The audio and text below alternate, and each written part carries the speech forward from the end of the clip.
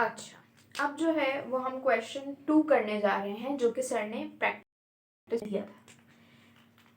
लिखा है design a low pass filter with a cut off frequency of 800 hertz, यानी cut off frequency हमें given है 800 hertz and a sampling rate of 8000 hertz using the Hamming function. Function हमें already defined है which is Hamming,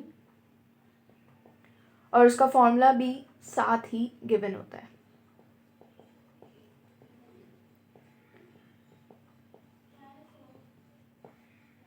ठीक है भाई, फिर वो कह रहे हैं कि हमें फाइंड करके दें आप H0, H1 and H2, and हमें रिस्ट्रिक्ट कर दिया है कि take n is equals to 1 where is the transition width of Hamming window, जो कि मैंने पीछे भी बताया था। Transition width of Hamming window is 3.3/n। अब हमें पहला स्टेप, हमें n पता है जो कि n इज इक्वल्स टू 1 है, तो सबसे पहले हमें हमारी ट्रांजिशन विथ फाइंड करनी है ताकि हम सेंट्रलाइज फ्रीक्वेंसी फाइंड कर सकें। अच्छा भाई, n हमें 1 गिवन है।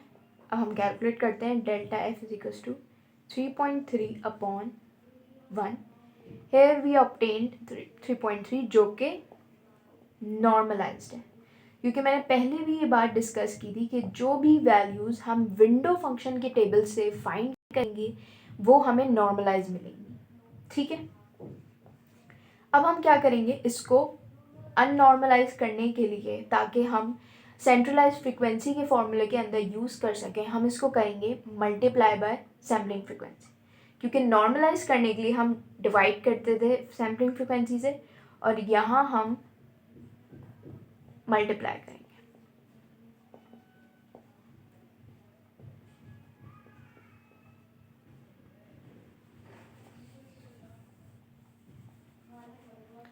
क्योंकि आपका 8000 और हमारे पास इसका आंसर आया 200 hertz.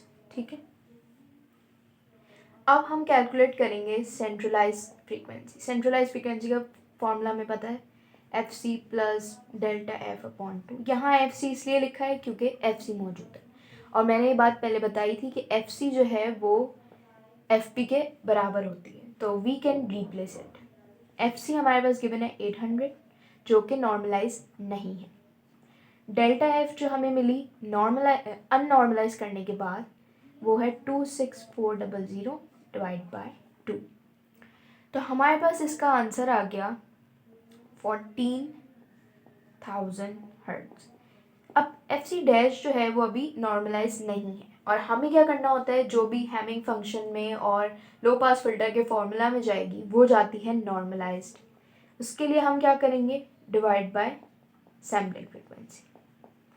14000 divide by sampling frequency which is 8000, हमारे पास आंसर आ जाएगा 1.75। अब हमें क्या करना है, अब जो है वो कैलकुलेशन स्टार्ट करनी है।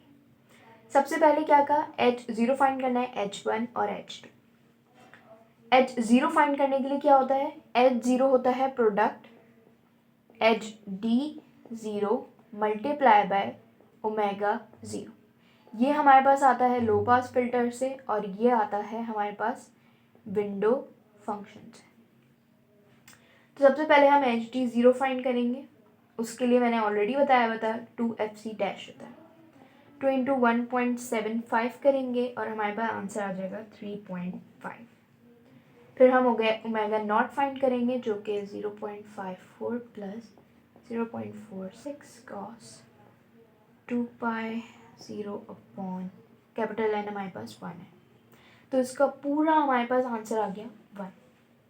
अब हम H0 फाइंड करेंगे which is the product of this and this. 3.5 into 1 is 3.5। Moving on, ये हमारा पहला आ गया। अब हम फाइंड कर रहे हैं H1। 2FC dash sine N omega C अब सी।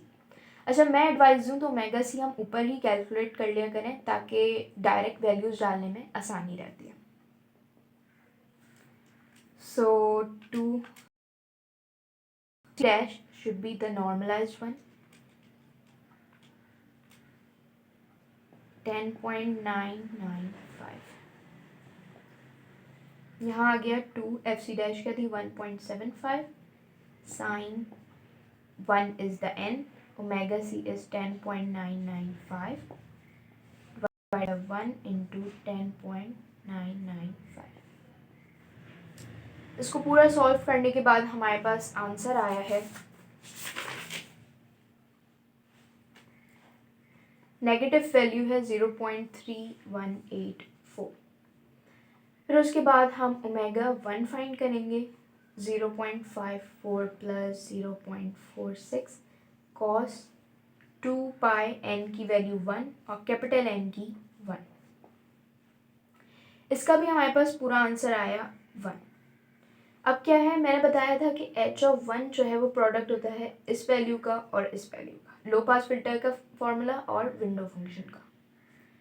माइनस 0.3184 इंटू 1 जो कि हमारे पास नेगेटिव वैल्यू आई 0.3184।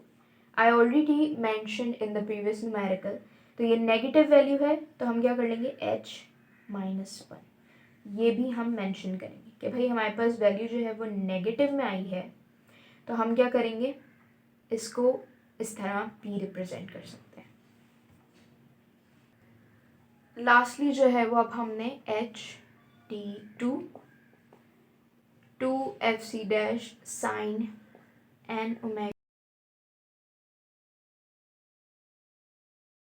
1.75 which is F C dash sine N कितना आ गया 2 इंटू 10.995 अपॉन 2 इंटू 10.995।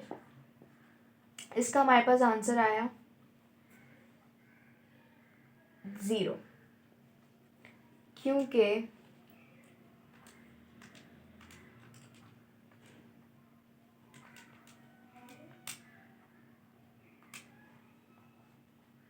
अच्छा एक पॉइंट और ये है कि वो क्या कहते हैं, अच्छा इसका 0 इस तरह आया कि अगर आप ये वैल्यूज पुट करेंगे तो हमारे पास बहुत लार्ज वैल्यू आ रही है, सही है, लार्ज वैल्यू आ रही है विच इज़ इन एक्सपोनेंट्स, ठीक है, लाइक 1.88 एक्सपोनेंट -3 करके और इस तरह करके, तो जो हमने नेग्लिजिबल होके 0 ले लिए, सही है। अनदर ऑप्शन ये है कि अगर हम ओमेगा को यहाँ पर एफ सी डैश यानी 2 पाई एफ सी डैश करके डालेंगे तो ये 4 पाई जो है वो रेडियंस में साइन 0 शो करता है, जिसकी वजह से ये पूरा पार्ट 0 हो जाएगा and 0 multiply by this value would be 0। तो मैंने अपनी कैलकुलेशंस में 2 पाई एफ सी डैश से किया था, सही है, इसलिए मेरे पास यहाँ पर 0 आ रहा है। अब हम ओमेगा नॉट पर जाएंगे, सॉरी ओमेगा नॉट नहीं, ओमेगा 2 पर जाएंगे और उसकी वैल्यू हमारे पास आई है 1, जो कि obviously I already describe the formula उससे।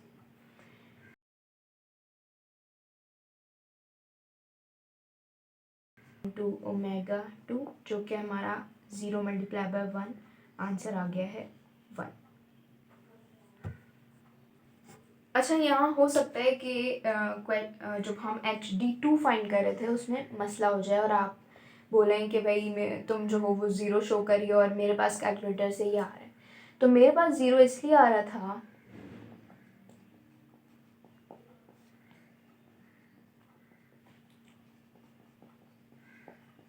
Sign n is into omega C क्या था 2 पाई एफ सी डैश, तो 2 pi into F C dash है हमारे पास 1.75।